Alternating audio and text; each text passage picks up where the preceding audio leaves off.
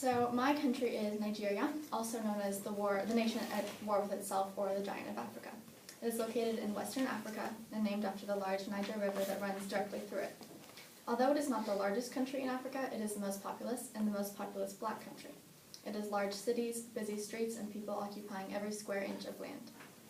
The countryside of Nigeria is beautiful, lush, and green, but less and less of it exists today as more of it is developed. Nigeria, a country slightly larger than twice the size of California, has a population of about 170 billion, split up into over 500 different indigenous tribes, the largest being the Hausa Fulani, Yoruba, and Igbo. The Middle Belt, known as the Cultural Fault Line, separates the Hausa Muslims in the north and the Yoruba and Igbo Christians in the south. The average life expectancy is about 52 years, and 9 of those years are spent in schooling.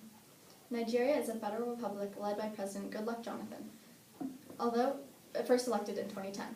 Although Nigeria is a very oil-rich country, the majority of its population is fairly poor. The oil business is extremely corrupted and unstable because of poor macroeconomic management and power struggle within the companies.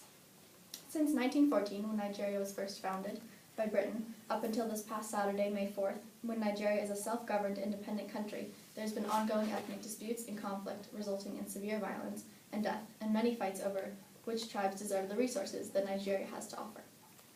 The Nigerian people live in constant fear of attack from the opposing culture or community.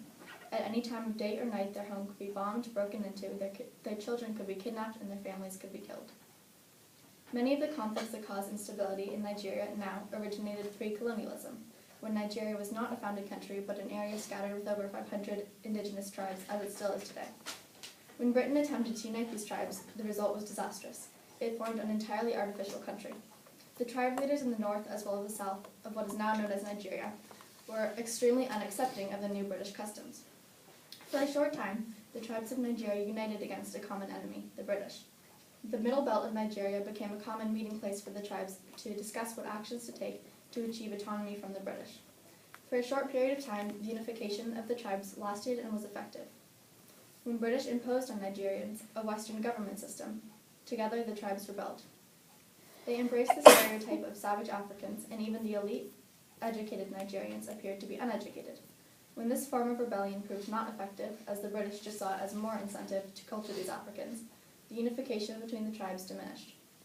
One of the most well-known places in the Middle Belt for its violence is the city of Jos. More than 1,000 people have been killed purely for ethnic differences in the city and the close surrounding area since early 2010. Men with machetes attacked villagers, including small children and elderly men and women who were unable to escape. The entire village was slaughtered, except for the few that managed to get away.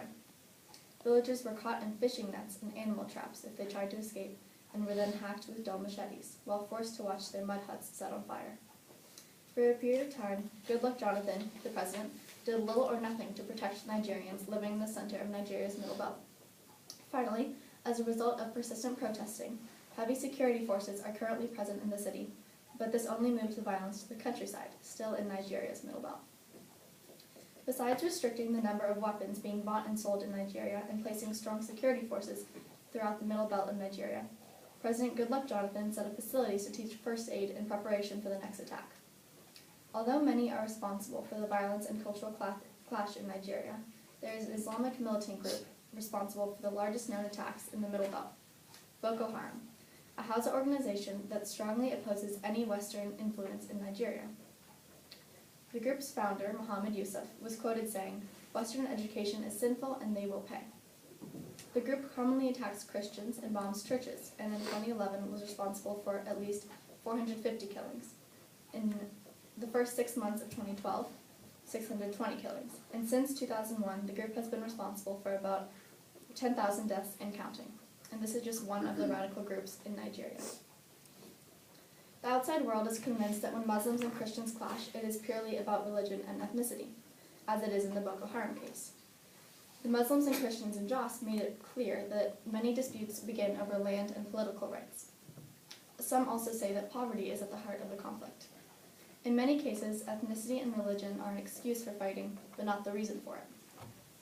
The media and politicians in Nigeria are notorious for exaggerating situations by playing different tribes against each other.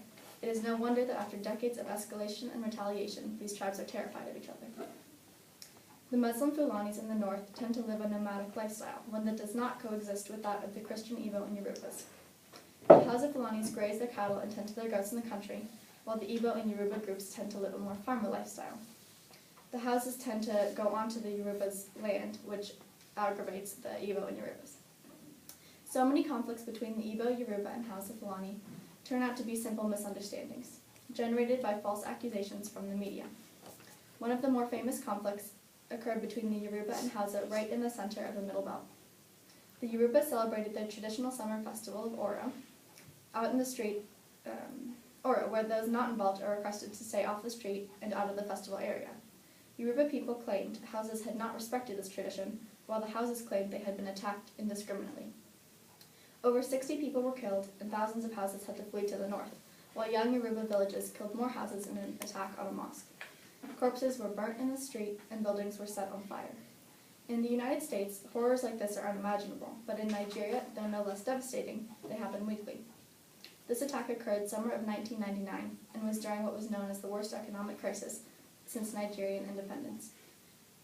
The future of Nigeria is very up in the air.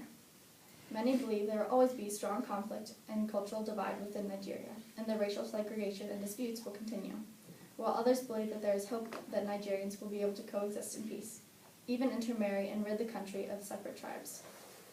Nearly all Nigerians blame the fighting on President Goodluck Jonathan for not being able to control his country and leading the people in the right direction. Days before his death, Chinua Achebe said, "At this point in Nigeria's history, we can no longer absolve ourselves of the responsibility for our present condition. Corruption is endemic because we have had a complete failure of leadership in Nigeria that has made corruption easy and profitable." In 2015, Goodluck Jonathan will run for president one more time, possibly one last time, and the future of Nigeria will once again be in his hands.